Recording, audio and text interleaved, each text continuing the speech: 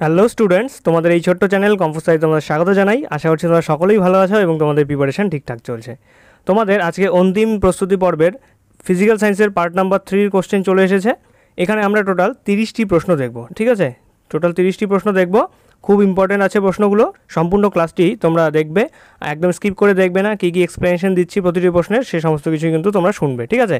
আর যদি তোমাদের মনে হয় যে এগুলো আমাদের মনে থাকবে না, তাহলে তোমরা নোট ডাউন করে রাখতে পারো। এছাড়াও আমাদের ক্লাস পিডিএফ তো তোমরা টেলিগ্রাম এবং হোয়াটসঅ্যাপ গ্রুপে পেয়েই যাবে, ঠিক আছে? টেলিগ্রাম এবং হোয়াটসঅ্যাপ গ্রুপের লিঙ্ক ডেসক্রিপশনে দেওয়া আছে। এই যে আমাদের টেলিগ্রাম চ্যানেল এবং হোয়াটসঅ্যাপ গ্রুপ, ঠিক আছে? এখানে তোমার দেখো সমস্ত পিডিএফ, ক্লাস পিডিএফ এবং আমাদের যে মক টেস্টগুলো রয়েছে সেই মক টেস্টগুলোর পিডিএফ কিন্তু তোমরা এখানেই পাবে। আর তোমাদের এক্সাম রিগার্ডিং কোনো রকম যদি আপডেট আসে তোমরা এই দুই চ্যানেলেই পেয়ে যাবে, বুঝতে পারলে? ডেসক্রিপশনে লিঙ্ক দেওয়া আছে, তোমরা এখন নয়তোবা ক্লাস দেখার শেষে গিয়ে চ্যানেল এবং গ্রুপগুলি চেক করো, তারপর সেখানে জয়েন করে নিও, ঠিক আছে? তাহলে আজকের ক্লাস আমরা শুরু করছি। ক্লাস শুরু করার আগে আমি তোমাদের বলতে চাই যে গতকাল কম্পোস্ট স্টাডি চ্যানেল, তোমাদের কম্পোস্ট স্টাডি চ্যানেল কিন্তু 1000 সাবস্ক্রাইবার কমপ্লিট করেছে, ঠিক আছে? 1000 জন সদস্য হয়েছে। আমরা এই মাইলস্টোনটি কমপ্লিট করে নিয়েছি। তো তোমাদের কংগ্রাচুলেশন, তোমাদের জন্যই কিন্তু এই সমস্ত কিছু সম্ভব হয়েছে। এবং সাথে সাথে তোমাদের থ্যাংক ইউও জানাচ্ছি। এভাবেই তোমরা পাশে থাকবে, ক্লাসগুলো দেখতে থাকো, ঠিক আছে? যদি ক্লাসগুলো ভালো লাগে তাহলে অবশ্যই ক্লাসগুলোকে লাইক করে দেবে। আর তোমাদের বন্ধুবান্ধব যারা এখনও কম্পোস্ট স্টাডির সাথে যুক্ত হয়নি তাদের কাছে লিঙ্কগুলো পাঠিয়ে দাও, তারাও যাতে যুক্ত হতে পারে, তারাও এই ভিডিও, এই ক্লাসগুলোর থেকে যাতে কিছু শিখতে পারে, ঠিক আছে? চলো আজকে আমরা আমাদের প্রথম প্রশ্ন দেখিনি। দেখো প্রথম প্রশ্ন কী বলেছে।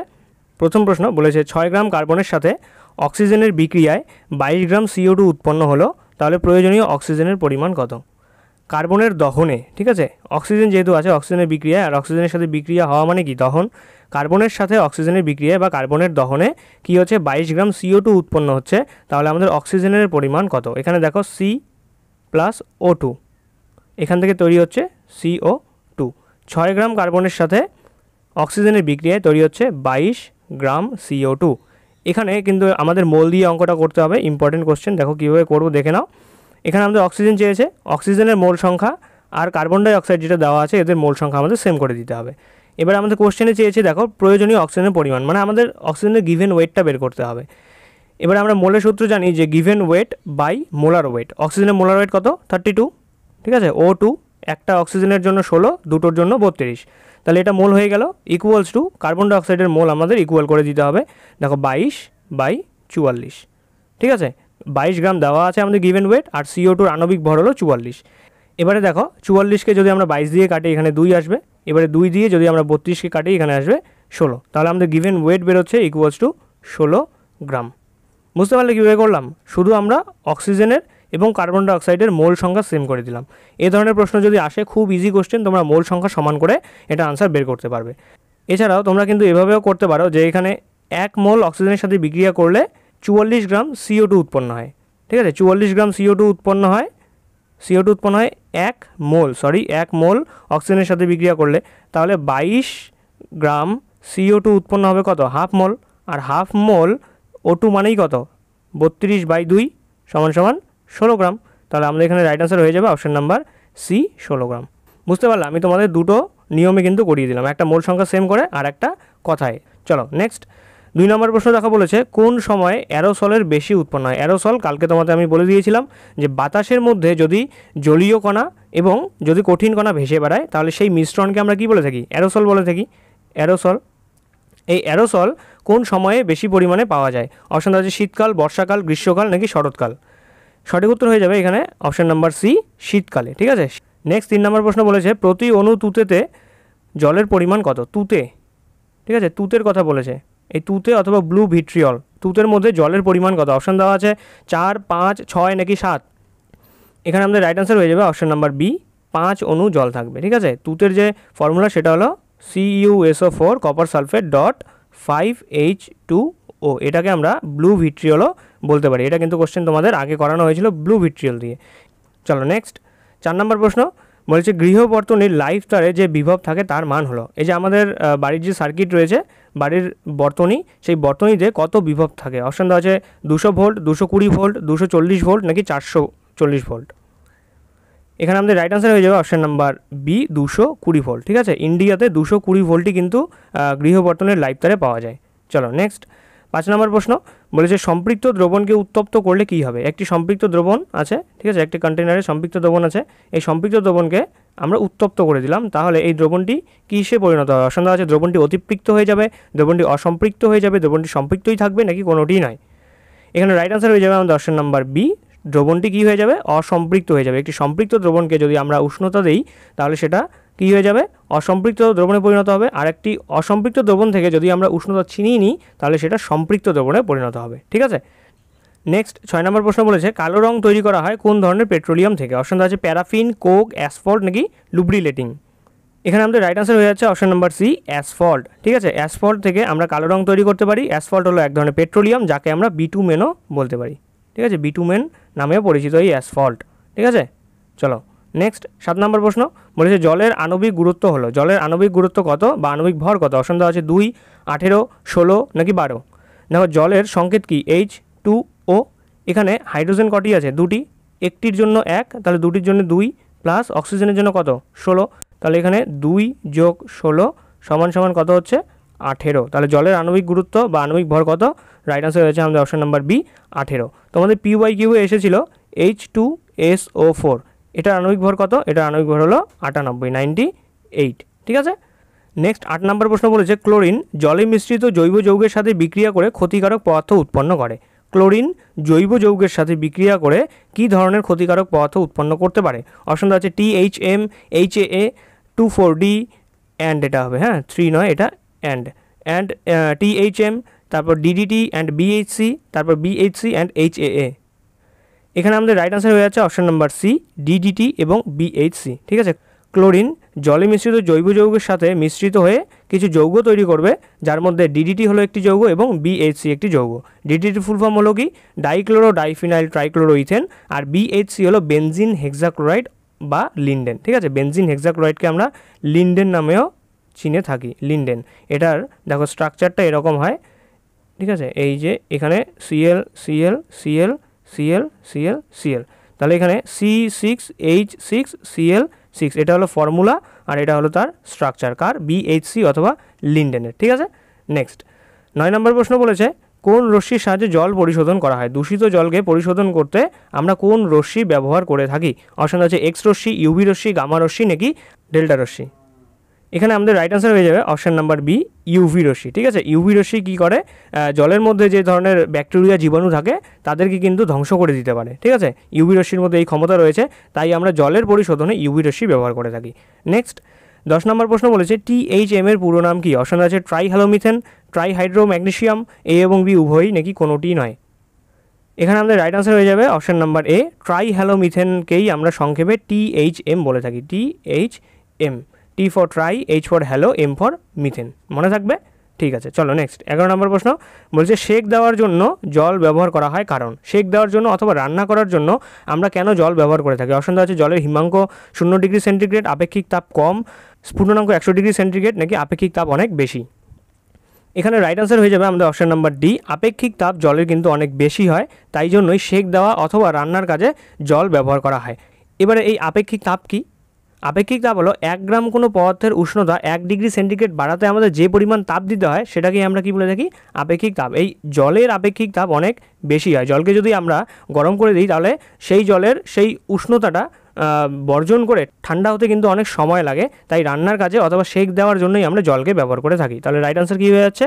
জলের আপেক্ষিক তাপ বেশি, তাই আমরা সেক দেওয়ার জন্য জলকে ব্যবহার করে থাকি। নেক্সট 12 নম্বর প্রশ্ন বলেছে আম্লিক লবণের উদাহরণ দাও। অপশন আছে calcium bicarbonate, calcium carbonate, sodium chloride নাকি সোডিয়াম অ্যাসিটেট। অপশনগুলো ভালো মতো পড়বে। আম্লিক লবণের উদাহরণ আমাদের চেয়েছে, এখানে রাইট আনসার কী হয়ে যাচ্ছে? অপশন নাম্বার এ। ঠিক আছে, ক্যালসিয়াম বাইকার্বনেট হলো এক ধরনের আম্লিক লবণ। তারপর এখানে ক্যালসিয়াম কার্বনেট যে রয়েছে এটি একটি বেসিক সল্ট। ঠিক আছে, মানে ক্ষারীয় লবণ। তারপর সোডিয়াম ক্লোরাইড এটি নিউট্রাল সল্ট অথবা সমিত লবণ, আর সোডিয়াম অ্যাসিটেট এটিও কিন্তু একটি বেসিক সল্ট অথবা ক্ষারীয় লবণ। ঠিক আছে, শুধুমাত্র ক্যালসিয়াম কার্বনেট রয়েছে অপশনে, এটি হলো এক ধরনের আম্লিক লবণ। নেক্সট 13 নম্বর প্রশ্ন বলেছে ppm এর ফুল ফর্ম কি? ppm আমরা মোলের চ্যাপ্টারে পড়ি, ppm। ঠিক আছে, ppm এর ফুল ফর্ম কি? অপশন আছে parts per million, particle million, parts per metre নাকি পার্সেন্টেজ মিলিয়ন। এখানে আমাদের রাইট আনসার হয়ে যাচ্ছে option number A, parts per million. ppm এর ফুল ফর্ম হলো পার্টস পার মিলিয়ন, আর হলো ppbর ফুল ফর্ম হলো পার্টস পার বিলিয়ন। ঠিক আছে, নেক্সট 14 নম্বর প্রশ্ন বলেছে সোডিয়াম স্টিয়ারেট এর গঠন সংকেত কি বা স্টিয়ারেটের ফর্মুলা কি?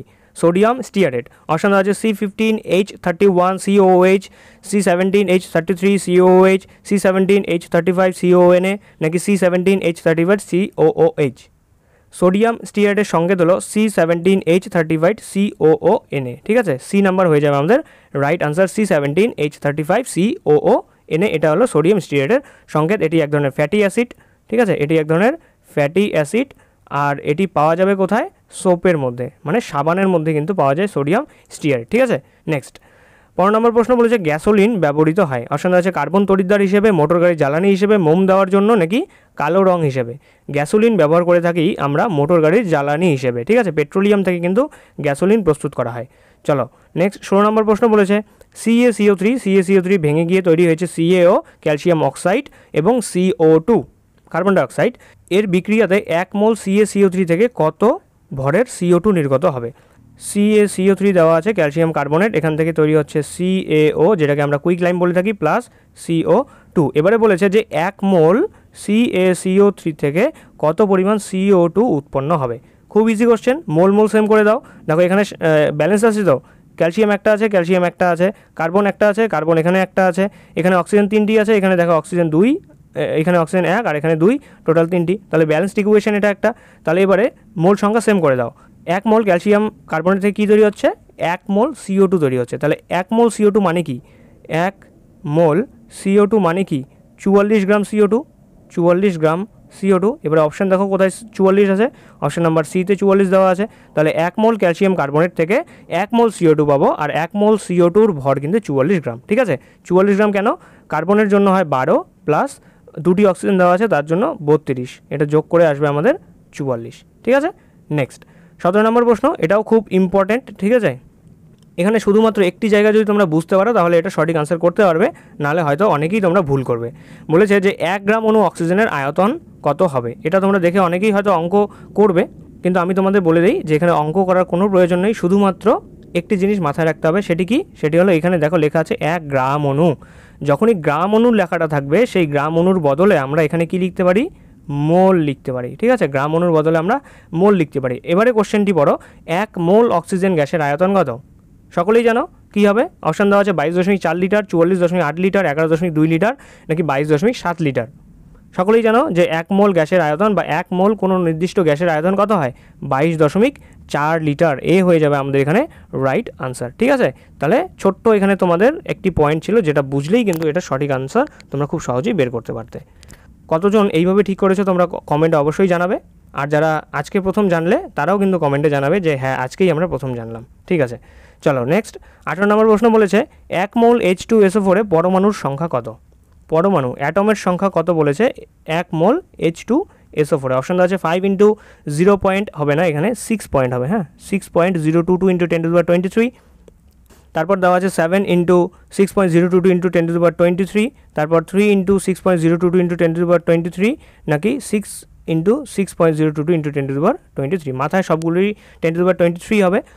এবারে বলেছে যে 1 মোল H2SO4 এ পরমাণুর সংখ্যা কত? সবার প্রথমে তোমরা বলো যে 1 মোল কোনো কম্পাউন্ডে কতগুলো মলিকিউল থাকে, এটা আগে বলো তোমরা। মানে 1 মোল কোনো কম্পাউন্ডে মলিকিউল কতগুলো থাকবে, 1 মোল কোনো যৌগে কতগুলো মলিকিউল থাকে। সকলেই জানি যে 6.022 × 10⁻23 সংখ্যক কী থাকে? মলিকিউল থাকবে, অণু থাকবে, ঠিক আছে। তাহলে আর এই সংখ্যাটাকে আমরা কি বলে থাকি? অ্যাভোগাড্রো সংখ্যা, অ্যাভোগাড্রোস সংখ্যা। তাহলে 6.022 × 10⁻23 থাকবে 1 মোল যে কোনো যৌগে। এবারে বলেছে আমাদের পরমাণুর সংখ্যা, আমরা যেটা বের করলাম 6.022 × 10⁻3, এটা কিন্তু আমরা বের করলাম অণু, কিন্তু আমাদের বের করতে বলেছে পরমাণু। তাই এখানে সবার প্রথমে আমাদের গুনতে হবে যে কতগুলো আছে। দেখো এখানে H2SO4 লিখলে এখানে দেখো হাইড্রোজেন কয়টি আছে? 2টি, তাহলে 2টি হাইড্রোজেন পরমাণু, প্লাস সালফারের কয়টি আছে? 1টি, তারপর অক্সিজেনের কয়টি আছে? 4টি, যোগ করো কত আসছে? 7 আসছে টোটাল। এবার এই সাথে সাথে যদি আমরা অ্যাভোগাড্রো সংখ্যাকে গুণ করে দিই, তাহলে এত সংখ্যক টোটাল পরমাণু কিন্তু আমাদের রয়েছে 1 মোল H2SO4। তাহলে দেখো অপশন নাম্বার বি হয়ে যাচ্ছে আমাদের রাইট আনসার। 7 × 6.022 × 10⁻23 এত সংখ্যক পরমাণু রয়েছে 1 মোল H2SO4। তাহলে বুঝতে পারলে কীভাবে বের করতে হয়। তাহলে তোমরা এটা অবশ্যই কমেন্টে জানাবে যে 1 মোল HNO3-তে কত সংখ্যক পরমাণু আছে, ঠিক আছে। তোমরা অবশ্যই কমেন্ট বক্সে জানাবে 18 নম্বর দিয়ে, আমি কিন্তু তোমাদের আনসার চেক করব, ঠিক আছে। নেক্সট 19 নম্বর প্রশ্ন বলেছে জলের ঘনত্ব সিজিএস পদ্ধতিতে 1 গ্রাম পার সেন্টিমিটার কিউব, একদম ঠিক। তাহলে এসআই পদ্ধতিতে কত হবে? জলের ঘনত্ব সিজিএস পদ্ধতিতে দেওয়া আছে 1 গ্রাম পার সেন্টিমিটার কিউব, এটা কিন্তু তোমরা মাথায় রাখবে, জলের ঘনত্ব সিজিএস পদ্ধতিতে 1 গ্রাম পার সেন্টিমিটার কিউব। তাহলে আমাদের এসআই পদ্ধতিতে কত হবে? অপশন দেওয়া আছে 10⁻³ KG per metre cube, 10⁻³ 10⁻6 KG per metre cube, 10⁻³ KG per metre cube, নাকি 10⁻5 কেজি পার মিটার কিউব। এখানে আমাদের রাইট আনসার হয়ে যাচ্ছে option number C, 10⁻³ KG per metre cube. ঠিক আছে, সিজিএসএ হলো 1 গ্রাম পার সেন্টিমিটার কিউব, আর এখানে আমাদের এসআই পদ্ধতিতে হবে 10⁻³ কেজি পার মিটার কিউব। এটা কিন্তু খুব ইম্পর্টেন্ট একটা কোশ্চেন। চলো নেক্সট 20 নম্বর প্রশ্ন দেখবো। বলেছে একটি মাত্রাহীন এককহীন রাশি, মাত্রাও থাকবে না আর কোনো এককও থাকবে না। অপশন দেওয়া আছে কোণ, সময়, আপেক্ষিক গুরুত্ব, নাকি ঘনকোণ। দেখো অপশন এ থেকে পড়ছি, কোণের কি মাত্রা নেই কিন্তু একক রয়েছে, কি একক? রেডিয়ান, কোণের একক রেডিয়ান। তারপরে সময়ের মাত্রা এবং একক দুই রয়েছে, সময়কে আমরা সেকেন্ডে প্রকাশ করে থাকি একক, আর মাত্রা কি? মাত্রা হলো টি, ডাইমেনশন হলো টি। তারপর আপেক্ষিক গুরুত্ব, তারপর হলো ঘনকোণ। দেখো ঘনকোণ আর কোণ কিন্তু একই, ঘনকোণের মাত্রা নেই কিন্তু এর একক রয়েছে। কিন্তু আপেক্ষিক গুরুত্ব যা আছে, আপেক্ষিক গুরুত্বর না কোনো মাত্রা আছে না কোনো একক আছে। আপেক্ষিক গুরুত্ব হলো দুটি রাশির অনুপাত। এবারে যদি আমি তোমাদের বলি যে গ্রাম বাই গ্রাম, তাহলে বলো এর কোনো একক এবং এর কোনো মাত্রা থাকবে? একেবারেই নয়, কারণ এখানে গ্রাম দুটোই কেটে যাবে, কোনো মাত্রা থাকছে না, কোনো এককও থাকছে না। আপেক্ষিক গুরুত্ব হলো সেম, যেটি হলো দুটি রাশির অনুপাত, তাই আপেক্ষিক গুরুত্বর কিন্তু কোনো মাত্রাও নেই, কোনো এককও নেই। রাইট আনসার হয়ে যাচ্ছে আমাদের অপশন নাম্বার সি। নেক্সট 21 নম্বর প্রশ্ন বলেছে এককযুক্ত কিন্তু মাত্রাহীন রাশি, একক আছে কিন্তু মাত্রা নেই। অপশন আছে আণবিক গুরুত্ব, বেগ, দ্রাব্যতা, নাকি ঘনকোণ।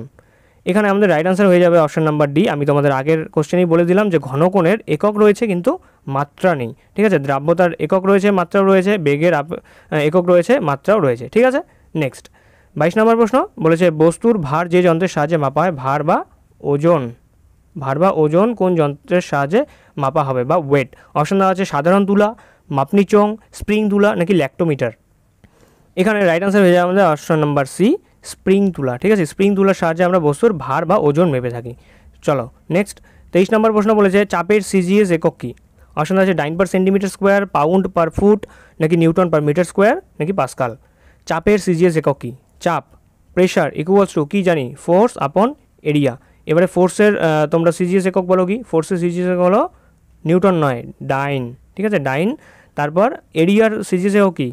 সেন্টিমিটার স্কোয়ার, আর এসআইতে কী হয়? Metre square. তাহলে এখানে দেখো dyne per centimetre square, dyne per centimetre square হলো চাপের সিজিএস একক। আর এসআই একক কী হবে? ডাইনের জায়গায় নিউটন হবে এবং সেন্টিমিটার স্কোয়ারের জায়গায় মিটার স্কোয়ার হবে। তাহলে চাপের সিজিএস একক হলো ডাইন পার সেন্টিমিটার স্কোয়ার, আর এসআই একক হলো নিউটন পার মিটার স্কোয়ার। ঠিক আছে, নেক্সট 24 নম্বর প্রশ্ন বলেছে আয়তনের একক কোন ধরনের একক। অপশন আছে মৌলিক, লব্ধ, নাকি যে কোনো একটি, নাকি কোনোটি নয়। আয়তনের একক কী ধরনের একক? এখানে আমাদের রাইট আনসার হয়ে যাবে অপশন নাম্বার বি, লব্ধ একক। ঠিক আছে, আয়তন অ্যাকচুয়ালি কী হয়? লেন্থ যে আছে, দৈর্ঘ্য। ঠিক আছে, অনেকগুলো দৈর্ঘ্য মিলেই কিন্তু আয়তন তৈরি হয়। তাই আয়তন মৌলিক রাশি নয়, আয়তন হলো এক ধরনের লব্ধ রাশি। লব্ধ রাশি হলো অনেকগুলো রাশি মিলে একটি রাশি তৈরি হবে, সেটাকে আমরা লব্ধ রাশি বলে থাকি। ঠিক আছে, নেক্সট 25 নম্বর প্রশ্ন বলেছে ওজন বাক্সে বাটখারাগুলির ভরের অনুপাত কী থাকে। অপশন আছে 1:2:3:4, 5:2:2:1, 1:3:5:7, নাকি 1:5:3:2। এটাও খুব ইম্পর্টেন্ট এবং ইজি কোশ্চেন, স্টামাক দিয়ে রাখো। ঠিক আছে, আর তোমরা মনে রাখবে যে ওজন বাক্সে বাটখারার ভরের অনুপাত হয় 5:2:2:1। খুব ইম্পর্টেন্ট কিন্তু, ভালো মতো দেখো, ভালো মতো মনে রাখো যে 5:2:2:1। একটু এদিক ওদিক হলেই কিন্তু ভুল হয়ে যাবে। 2 জায়গায় 5 আসলে, 5-এর জায়গায় 2 আসলে কিন্তু ভুল হয়ে যাবে। ঠিক আছে, তাই যেভাবে আছে সেভাবেই মনে রাখবে যে 5:2:2:1। চলো নেক্সট 26 নম্বর প্রশ্ন বলেছে বিকৃতির মাত্রা কোন রাশির মাত্রার সঙ্গে সমান। অপশন আছে কোণ, পীড়ন, ঘাত, নাকি ইয়ং গুণাঙ্ক। বিকৃতি বা স্ট্রেন। ঠিক আছে, এবারে এই কোশ্চেনটি করতে হলে তোমাদের বিকৃতি বা স্ট্রেইনের মাত্রা জানতে হবে। আর আমরা জানি যে স্ট্রেইনের কোনো মাত্রা নেই, কারণ স্ট্রেইনকে আমরা কী বলে থাকি? Delta L by L. ঠিক আছে, লেন্থের পরিবর্তন, দৈর্ঘ্য পরিবর্তন বাই প্রাথমিক দৈর্ঘ্যকেই আমরা স্ট্রেইন বলে থাকি। এবারে এখানে লেন্থের ক্ষেত্রে দেখো, যদি আমি মিটার ধরি আর নিচেও কি দৈর্ঘ্য মিটারই হবে, তাহলে মিটার কাটা যাচ্ছে। এখানে কি কোনো মাত্রা আসছে? একেবারেই না, তাহলে স্ট্রেইন বা বিকৃতি হলো মাত্রাহীন। এবারে নিচে অপশানগুলোর মধ্যে দেখো যে কোনটি মাত্রাহীন। একদম ঠিক ধরে নিয়েছো তোমরা, এ হয়ে যাবে রাইট আনসার। ঠিক আছে, কোণের কিন্তু কোনো মাত্রা নেই, কোণের একক রয়েছে। তাহলে বিকৃতি বা স্ট্রেইনের মাত্রা কোণের মাত্রার সাথে সমান, কারণ এদের দুজনেরই কারোরই মাত্রা নেই। ঠিক আছে, নেক্সট 27 নম্বর প্রশ্ন বলেছে শক্তি আর এখানে ভর গুণ দৈর্ঘ্য একসাথে আছে। শক্তি বাই ভর গুণ দৈর্ঘ্য রাশিটির মাত্রা কিসের সমান? অপশন আছে ক্ষমতা, চাপ, বল নাকি ত্বরণ। তাহলে শক্তি, এটা আমি তোমাদের ডাইমেনশন দিয়ে বা মাত্রা দিয়ে করাবো। দেখো কীভাবে। প্রথমে বলেছে শক্তি, শক্তি লিখে দাও। শক্তির মাত্রা কি M L square T to the power -2। এবারে নিচে বলেছে ভর গুণ দৈর্ঘ্য, ভরের মাত্রা কি এম আর দৈর্ঘ্যর কি এল, লিখে দিলে। এবারে কাটাকাটি করো, এম এম কাটা, এল দিয়ে একটা এল কাটা, তাহলে বাকি থাকছে কি এল টি টু দি পাওয়ার -2। এবারে এই এল টি টু দি পাওয়ার -2 কার মাত্রা? অপশানগুলো দেখো, এখানে দেখবে যে অপশান নাম্বার ডি যে দেওয়া আছে ত্বরণ, ত্বরণের মাত্রা হলো এল টি টু দি পাওয়ার -2। ঠিক আছে, তাহলে আমাদের রাইট আনসার হয়েছে অপশান নাম্বার ডি। এবারে বলের মাত্রা কি M L T to the power -2। চাপের মাত্রা তোমরা বের করবে এভাবে, ক্ষমতার মাত্রা বের করে তোমরা অবশ্যই কমেন্ট বক্সে জানাবে। ঠিক আছে, ক্ষমতা আর চাপ। চলো নেক্সট 28 নম্বর প্রশ্ন বলেছে ক্ষুদ্র সময় পরিমাপের যন্ত্র হলো। খুব ক্ষুদ্র সময়, অল্প সময় পরিমাপের জন্য আমরা কোন যন্ত্র ব্যবহার করে থাকি? অপশন আছে ঘড়ি, ঘন্টা, হাত ঘড়ি নাকি স্টপ ওয়াচ। এখানে রাইট আনসার হয়ে যাবে option number D, stop watch ব্যবহার করে থাকি আমরা ক্ষুদ্র সময় পরিমাপের জন্য। ঠিক আছে, নেক্সট 29 নম্বর প্রশ্ন বলেছে আলো এক ধরনের, আলো কী ধরনের তরঙ্গ? অপশন দেওয়া আছে অনুদৈর্ঘ্য তরঙ্গ, তির্যক তরঙ্গ, উভয়ই নাকি কোনোটিই নয়। আলো হলো এক ধরনের তির্যক তরঙ্গ অথবা ট্রান্সভার্স ওয়েভ। ঠিক আছে, ট্রান্সভার্স ওয়েভ। তাহলে আলো হলো এক ধরনের তির্যক তরঙ্গ। ঠিক আছে, নেক্সট 30 নম্বর প্রশ্ন এবং আজকের সেটের আমাদের লাস্ট প্রশ্ন বলেছে লেন্সকে জলে নিমজ্জিত করলে ফোকাস দৈর্ঘ্য কী হবে? জল নেওয়া আছে, ঠিক আছে, এই জলের মধ্যে আমরা একটা লেন্সকে যদি নিমজ্জিত করে দিই তাহলে এই লেন্সের ফোকাস দৈর্ঘ্য কী হবে? অপশন দেওয়া আছে বাড়বে, কমবে, একই থাকবে নাকি বলা সম্ভব নয়। এখানে রাইট আনসার হয়ে যাবে অপশন নাম্বার এ, বাড়বে। ঠিক আছে, লেন্সের ফোকাস দৈর্ঘ্য বাড়বে। এবারে তোমাদের আমি বলে রাখি যে কোনো দর্পণ অথবা কোনো লেন্স, এদের যদি ফোকাস দৈর্ঘ্য বেড়ে যায় তাহলে কিন্তু এদের ক্ষমতা কমে। ঠিক আছে, যার ফোকাস দৈর্ঘ্য যত বেশি সে তত খারাপ লেন্স, তত খারাপ মিরর, কারণ তাদের পাওয়ার কমে যাচ্ছে। বুঝতে পারলে? তাহলে লেন্সকে যদি আমরা জলে নিমজ্জিত করি তার ফোকাস দৈর্ঘ্য বাড়ে, অর্থাৎ তার পাওয়ার কমে, কারণ আমরা জানি যে পাওয়ার ভ্যারাইজেস 1/f, অথবা আমরা ইকুয়াল টু লিখতে পারি যে পাওয়ার ইকুয়ালস টু 1/f। ঠিক আছে, তাহলে এই ছিল আজকে আমাদের টোটাল 30টি প্রশ্ন। আশা করছি তোমাদের সকলেই ঠিক হয়েছে। যাদের সব ঠিক হয়েছে তোমরা অবশ্যই কমেন্ট বক্সে জানাবে, আর যাদের কিছু কিছু ভুল হয়েছে, কোথায় ভুল হয়েছে সেই কোশ্চেনগুলোর সঠিক আনসারগুলো তোমরা দেখো, আমি কি ব্যাখ্যা দিয়েছি সেটা তোমরা মনোযোগ সহকারে শোনো, বুঝতে না পারলে আরেকবার পিছিয়ে গিয়ে শোনো। আশা করছি তোমরা সকলেই বুঝতে পারবে। এবারে তোমরা তোমাদের মার্কসগুলো কিন্তু অবশ্যই কমেন্ট বক্সে জানাবে, আর আমাদের টেলিগ্রাম চ্যানেল যে রয়েছে, টেলিগ্রাম চ্যানেলের লিঙ্ক ডেসক্রিপশন দেওয়া আছে, সেখানে গিয়ে তোমরা অবশ্যই এই ক্লাস পিডিএফটি ডাউনলোড করে নেবে, আর ক্লাস পিডিএফটি ডাউনলোড করে কমপ্লিট পিডিএফটি আরেকবার পড়ে নেবে। পড়ে নেওয়ার পর সেকেন্ড লাস্ট স্লাইডে এই স্লাইডটি আছে যেখানে লেখা আছে কানেক্ট উইথ আস। এখানে আমাদের সমস্ত পেজ এবং সমস্ত গ্রুপের লিঙ্ক দেওয়া আছে, তোমরা ক্লিক হেয়ারে ট্যাপ করলেই সরাসরি আমাদের সেই সমস্ত গ্রুপ অথবা পেজে চলে গিয়ে জয়েন বা ফলো বাটন ট্যাপ করে আমাদের সাথে কিন্তু তোমরা যুক্ত হতে পারবে। ঠিক আছে, তোমাদের এক্সামের কিছুদিন রয়েছে, এখন তোমাদের শুধুমাত্র কোশ্চেন প্র্যাকটিস করানো হবে প্রচুর পরিমাণে, আর এক্সামের পর তোমাদের কাউন্সেলিং প্রসেস রয়েছে, সেই কাউন্সেলিং প্রসেসেও কিন্তু তোমাদের এই সমস্ত গ্রুপ, এই চ্যানেল খুব হেল্প করবে, তাই তোমরা সমস্ত গ্রুপে কিন্তু জয়েন হয়ে থাকো। ঠিক আছে, তাহলে চলো আজকের ক্লাস এই পর্যন্তই। তোমরা যারা যারা এখনও ক্লাসটি দেখছো তোমাদের থ্যাংক ইউ। আশা করছি ক্লাসটি তোমাদের ভালো লেগেছে। যদি ক্লাসটি ভালো লেগে থাকে তাহলে অবশ্যই ক্লাসটিকে লাইক করবে। যদি সত্যি তোমাদের জন্য এই সমস্ত কোশ্চেন প্র্যাকটিস সেশন লাভজনক হচ্ছে, হেল্পফুল হচ্ছে, তাহলে তোমরা অবশ্যই কমেন্ট বক্সে জানাবে যে হ্যাঁ এগুলো আমাদের জন্য হেল্পফুল হচ্ছে। আর যারা এখনও আমাদের কম্পিউটারের সাথে যুক্ত হয়নি, তোমাদের পরিচিত রয়েছে, তাদের কাছে অবশ্যই সমস্ত লিঙ্ক পাঠিয়ে দিও, তারাও যাতে কম্পিউটারের সাথে যুক্ত হতে পারে, এখান থেকে তারাও যেন কিছু শিখতে পারে। ঠিক আছে, আর তোমরা যারা এখনও চ্যানেলটিকে সাবস্ক্রাইব করোনি, ভিডিও দেখছো, ক্লাস করছো, তোমাদের বলবো তোমরা অবশ্যই চ্যানেলটিকে সাবস্ক্রাইব করো, আর সাবস্ক্রাইব করে এই যে বেল আইকনটি রয়েছে, বেল আইকনে ট্যাপ করে নোটিফিকেশন অল করে রাখো, যাতে কোনো ক্লাসের নোটিফিকেশন মিস না হয়, ক্লাস আসার সাথে সাথেই যেন তোমরা সমস্ত নোটিফিকেশন পেয়ে যাও। ঠিক আছে, তাহলে দেখা হচ্ছে তোমাদের সাথে নেক্সট আরেকটি কোশ্চেন প্র্যাকটিস সেশনে। ততদিনের জন্য বাই, পড়তে থাকো, ভালো থাকো এবং সুস্থ থাকো।